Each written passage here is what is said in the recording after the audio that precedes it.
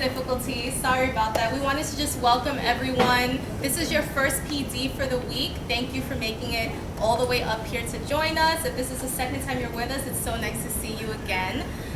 This is the first year actually that we're offering combined PD portions through CUNY Linked, formerly at Home. So we're really, really excited to be able to offer everyone a space to come together. We'll go through the day. You'll get a sense of what these combined PDs will look like. So do you want to introduce yourself first? Sure. Yeah. Sorry, this works now.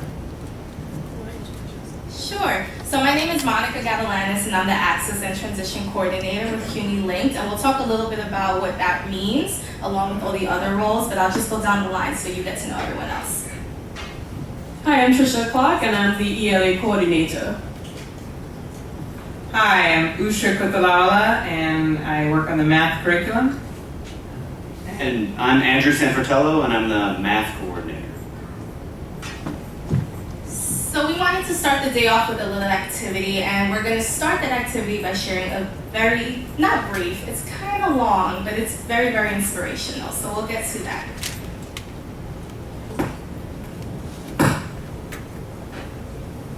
I had a great time with my life, and I want to share it. I love living. I think that's infectious. It's something that you can't fake. Greatness is not this wonderful, esoteric, elusive, God-like feature that only the special among us will ever taste. You know, it's something that truly exists in all of us. It's very simple. This is what I believe, and I'm willing to die for it. Period. It's that simple. I know who I am, and I know what I believe. I know who I am, I know what I believe. That's all I need to know. That's all I need to know. So from there, you do what you need to do. Yeah. You know, and I think what happens is we make the situation more complex than it has to Look, if be. we're looking for complexity, there's got to be something complex to understand. It Right? can't be that easy. No. We didn't grow up with the sense that where we were was where we were going to be. You know, we grew up with the sense that where we were almost didn't matter because We were becoming. Right. Something greater. The separation of talent and skill is one of the greatest misunderstood concepts for people who are trying to excel, who have dreams, that want to do things. Talent you have naturally. Skill is only developed by hours and hours and hours of beating on your craft. I've never really viewed myself as particularly talented. Where I excel is ridiculous, sickening work ethic. You know, while the other guy's sleeping, I'm working. While the other guy's eating, I'm working. There's no easy way around it. No matter how talented you are, your talent is going to fail you if you're not skilled. You know, if you don't study, if you don't work really hard and dedicate yourself to being better every single day, you'll never be able to communicate with people, with your artistry the way that you want. So the only thing that I see that is distinctly different about me is I'm not afraid to die on a treadmill.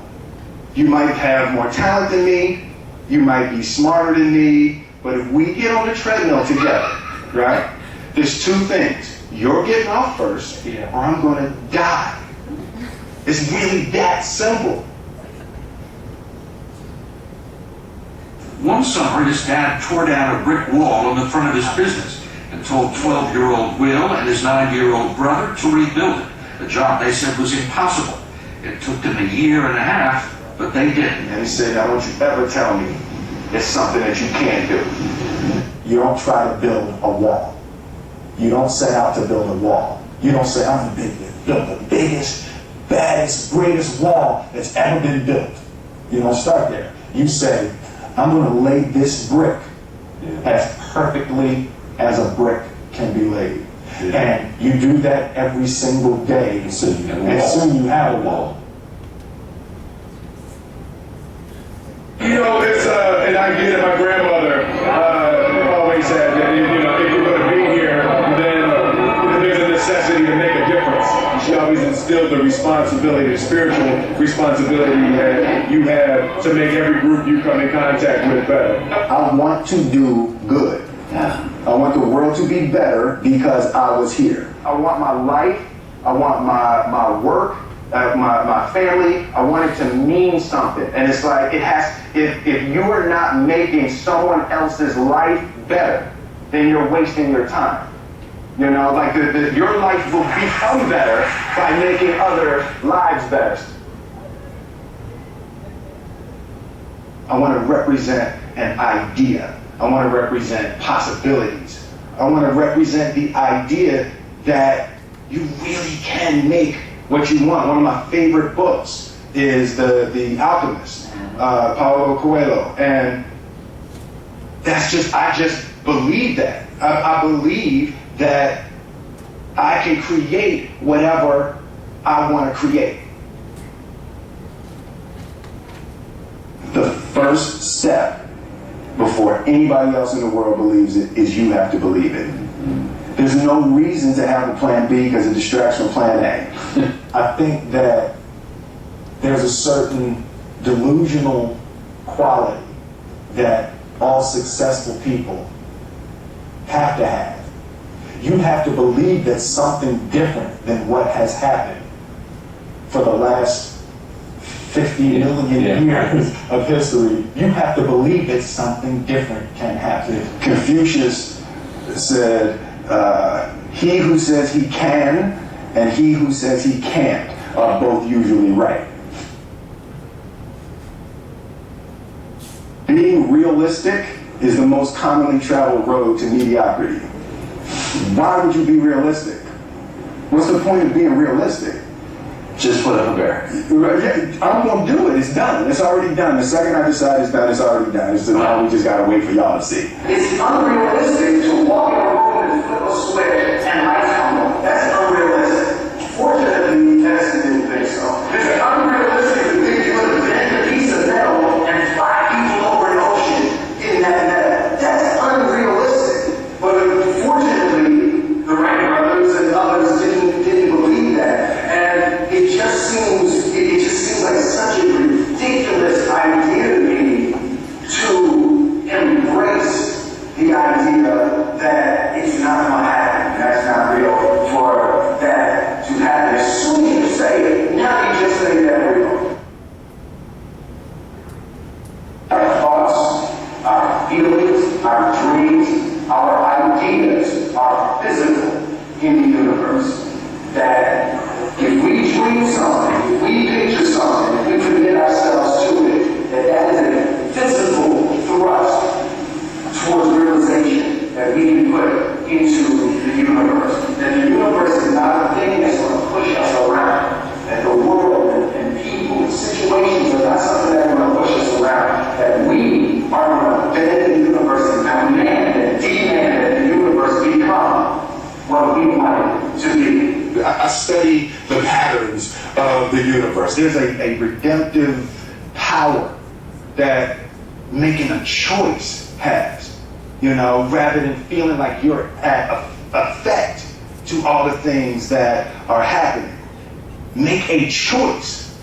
Like, you just decide what it's going to be, who you're going to be, how you're going to do it. Just decide. And then from that point, the universe is going to get out your way. It's like it's water. It wants to move and go around stuff. You know. There's a flow of the universe that I've grown to know just how to go with it. I realize that to have the level of success that I want to have, it's difficult to spread it out and do multiple things. It takes such a desperate, obsessive focus. You really got to focus with all of your fiber and all of your heart and all of your creativity. I'm motivated by fear. Fear. You know? Fear of what? that fear of fear. I hate being scared to do something. And I think what developed in my early days was the attitude that I started attacking things that I was scared of. It was Franklin Roosevelt said the only fear you have is fear itself. Absolutely. Absolutely. You can't be scared to die for the truth. The truth is the only thing that's ever going to be constant. Don't ever let somebody tell you you can't do something. Not even me. All right? You got a dream. You got to protect it. People can't do something themselves. They want to tell you you can't do it.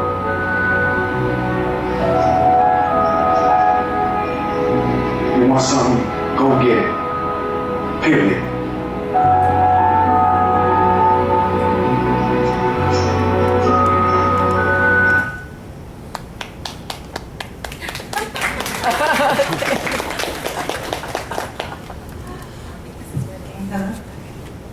So now Trisha's going to lead us into the activity connected to this video.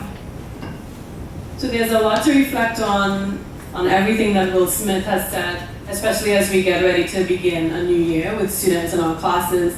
And this activity, the one question interview activity, which is in the ELA curriculum, is a way for us to reflect first on ourselves and to think about, well, all of what he said, where am I in that process? But it's also a question that we can think about asking students. So on your tables, face down, are the instructions, and they're replicated here in an abbreviated form. And so we'd ask first that you choose one of the questions or question sets listed on the handout and write a response. And then we'll take it from there.